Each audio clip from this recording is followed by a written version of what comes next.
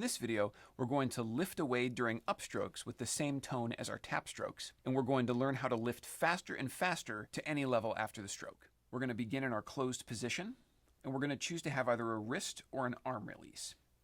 So the difference is, if you look right here, I can drop the stick. You see that the angle is flat.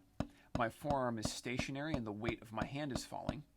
Or I can move this back to my elbow and I can release my entire forearm.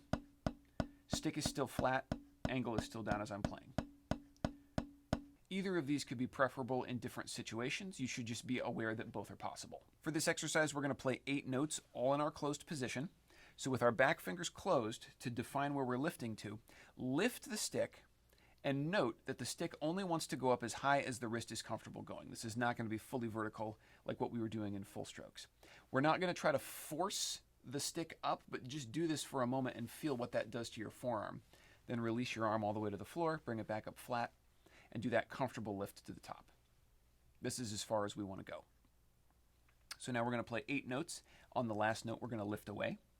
1, 2, 3, 4, 5, 6, 7, lift. And again, 1, 2, 3, 4, 5, 6, 7, lift. What you can hear is that all these notes sound the same.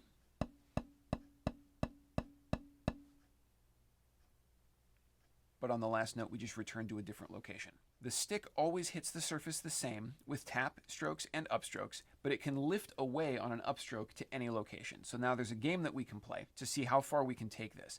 If the 8 notes all sound the same, we're going to try to pull away crazier every time to a further position. If it doesn't sound the same, then we're going to stabilize our upstroke and make it sound the same before we continue. So for example, pretty good. So now I'm going to go farther and go all the way behind me. Right?